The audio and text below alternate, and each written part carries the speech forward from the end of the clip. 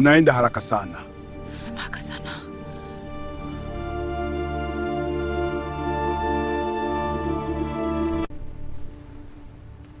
Baba, hatuwezi kaa kimya tena. Hatari inatuzunguka. Ukimya wa silaha yetu. Lakini kufanya chochote ni bora kuleza tuondoe.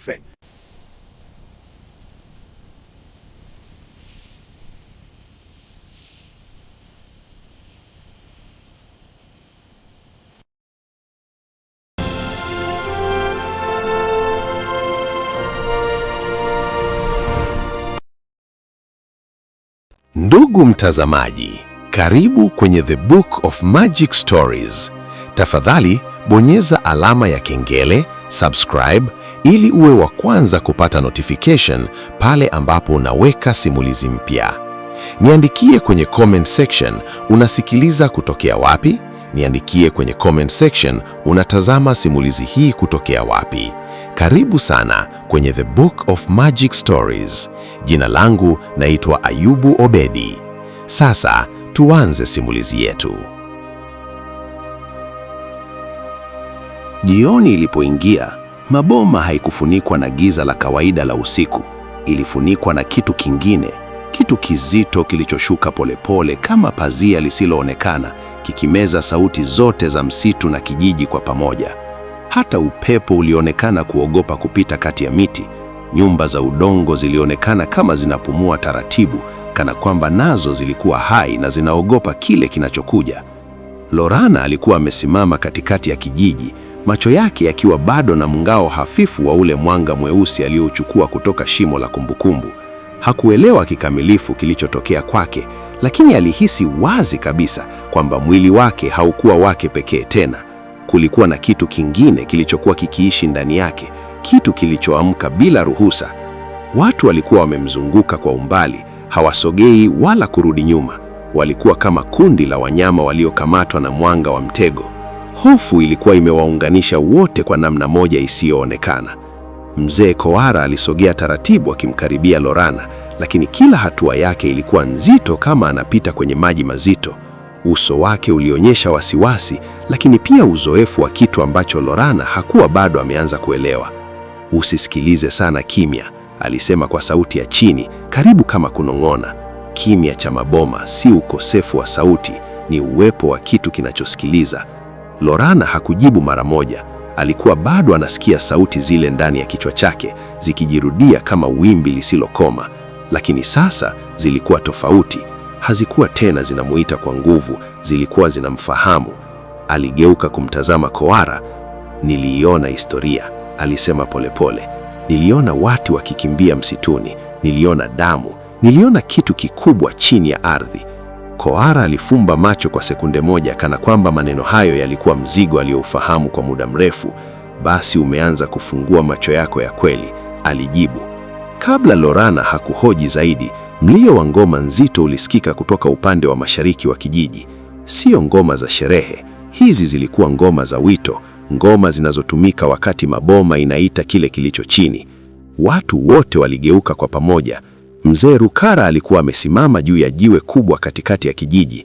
Alikuwa ameshika fimbo iliyochongwa kwa mifupa ya mnyama asiyejulikana. Kinyago chake cha mbao kilikuwa kimefunika uso wake wote, lakini sauti yake ilitoka kwa nguvu kama mtu anayezungumza na ardhi yenyewe. "Izimu imesikia mwamko," alisema kwa sauti ya chini. Kimya kikawa zito zaidi. "Na sasa," aliendelea, "kila aliye na damu ya maboma atahesabiwa." Watu wakaanza kunong'ona kwa hofu.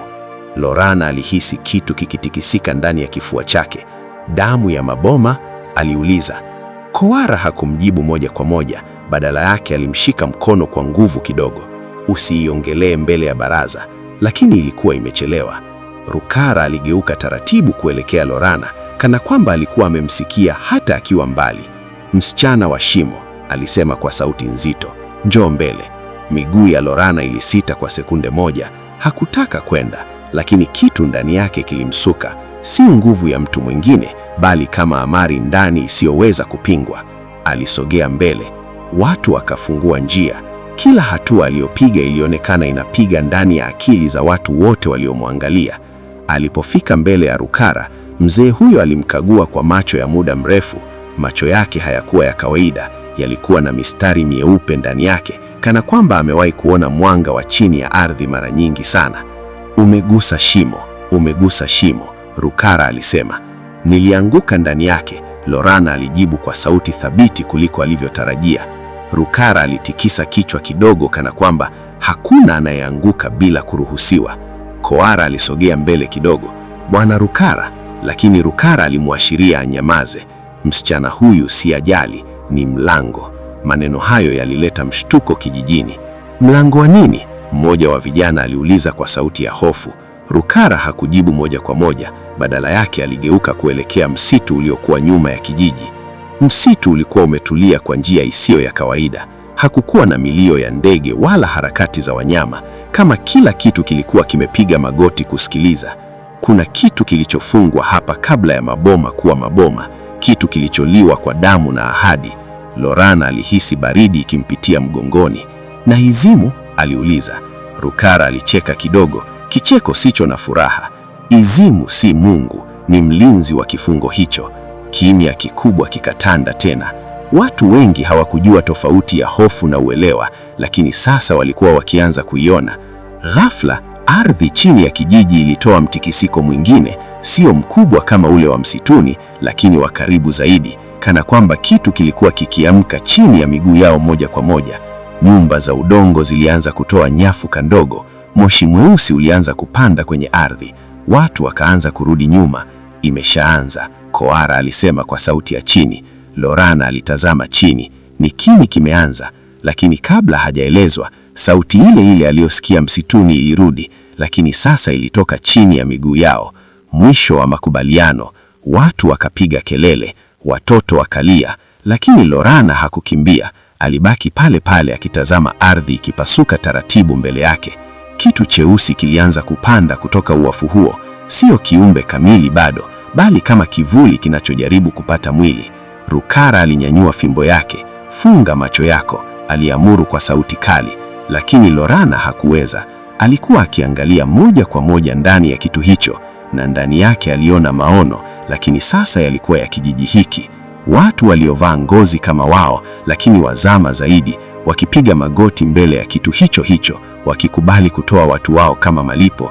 Sauti ilirudia ndani ya kichwa chake, uliahidi, ulisaini, ulitufunga.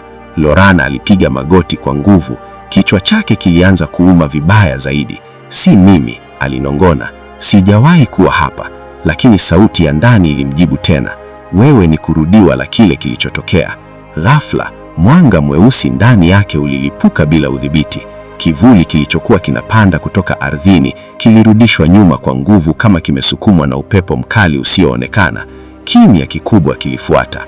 Kila mtu alimtazama Lorana, hata Rukara alionekana kushangaa kwa sekunde moja. Koara alisogea karibu na kumuinua. Unakuwa haraka sana kuliko tulivyotarajia, alisema kwa sauti ya chini. Lorana alitetemeka. Sielewi, kwa nini mimi? Rukara alikaribia tena, lakini safari hii sauti yake ilikuwa tofauti kidogo, si ya amari, bali ya tahadhari. Kwa sababu wewe si mtu wa kwanza wa aina yako, na huenda usiwe wa mwisho.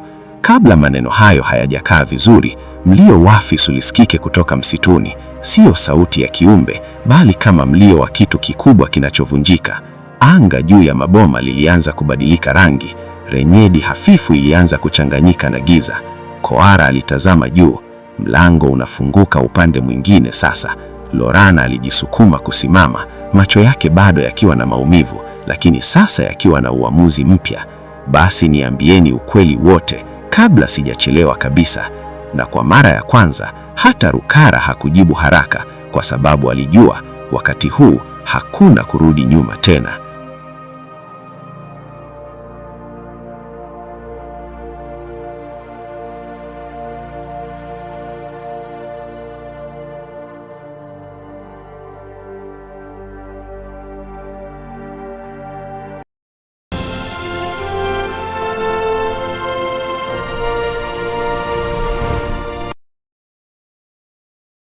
Ndugu mtazamaji, asante kwa kutizama simulizi hii mpaka mwisho, na pia kama umeipenda, niandikie kwenye comment section hapo chini, na pia unaweza kunitumia ujumbe mfupi kupitia namba yangu ya WhatsApp ambayo ni 0766947545, na pia kama una mchango wowote wa kifedha ili kuiboresha The Book of Magic Stories, unaweza kutuma kiasi chochote ulichonacho kupitia namba yangu ya M-Pesa ambayo ni 0766947545.